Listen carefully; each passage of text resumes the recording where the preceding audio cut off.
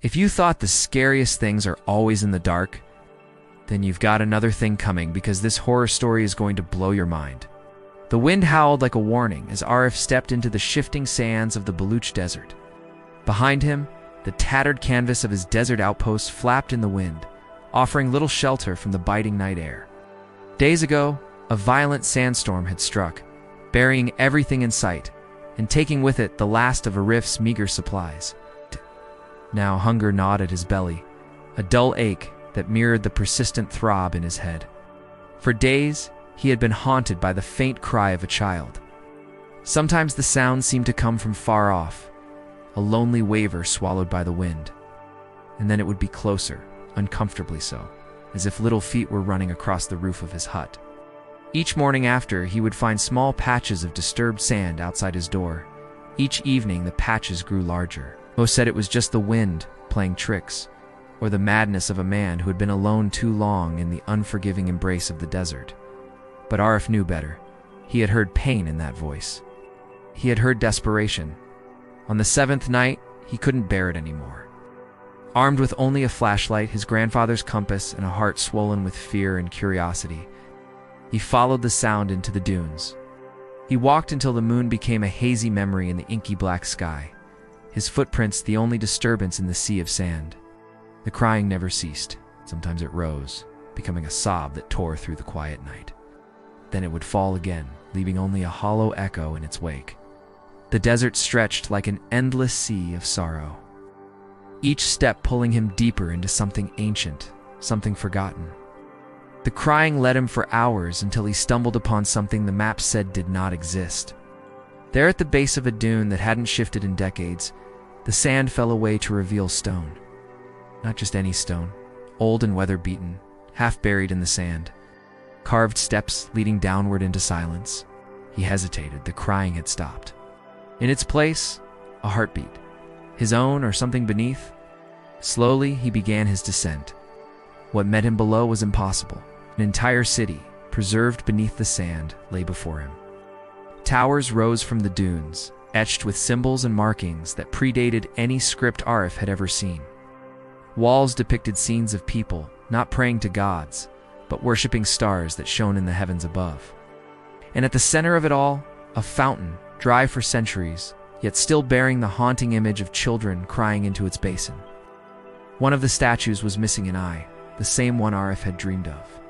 He wandered through empty streets, the oppressive silence broken only by the whisper of wind through the gaps between the buildings. Shadows danced at the edge of his vision, and he could have sworn he heard the soft pad of little feet on the sand. Then he saw it again, the cry, louder now, real. He followed it, his heart pounding against his ribs like a trapped bird. Through a corridor carved into the rock, he walked. It was lined with strange metal veins pulsing faintly with blue light, and the walls whispered of a time when this place was alive. Finally, the passage opened into a chamber, sealed for what must have been 1,000 years. And inside, he found her. He gasped. It wasn't a child, but something else. Something both familiar and utterly alien. A figure swathed in layers of cloth levitated inches above the ground, suspended in midair as if caught in a timeless moment. Her eyes were open, staring straight ahead, and when their gaze met his, he felt his memories unravel, thread by thread. She wasn't crying, she was calling, waiting. And in that instant, he understood. She wasn't a monster, nor a spirit. She was human. She spoke without speaking. Images flooded his mind. A city that once sang to the stars, whose people vanished when they reached for powers they could not comprehend. They had buried their secrets under sand and sorrow. Now the city had chosen a voice again, reaching out across the millennia to pull him into its mysteries.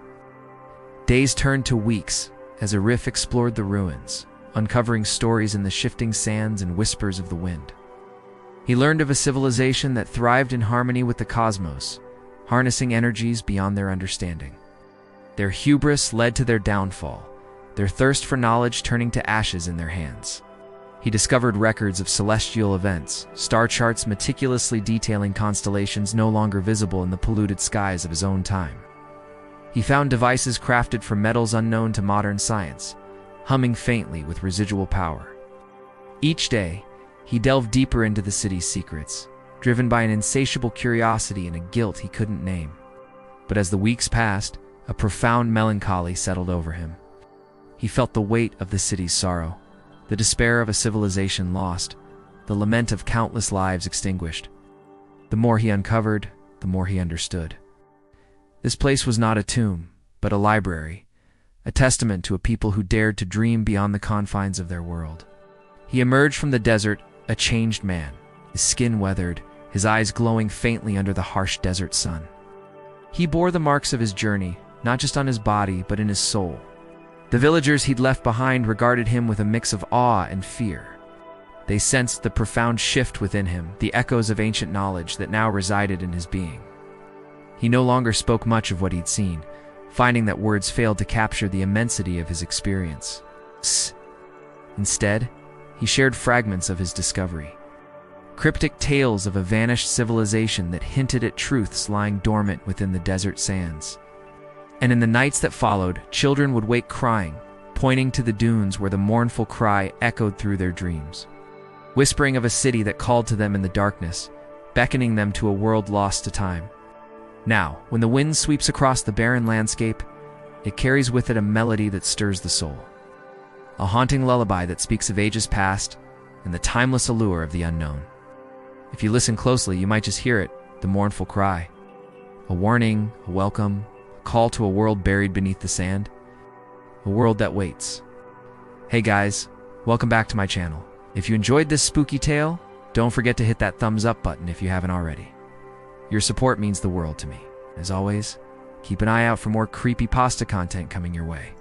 Stay safe, and happy Halloween.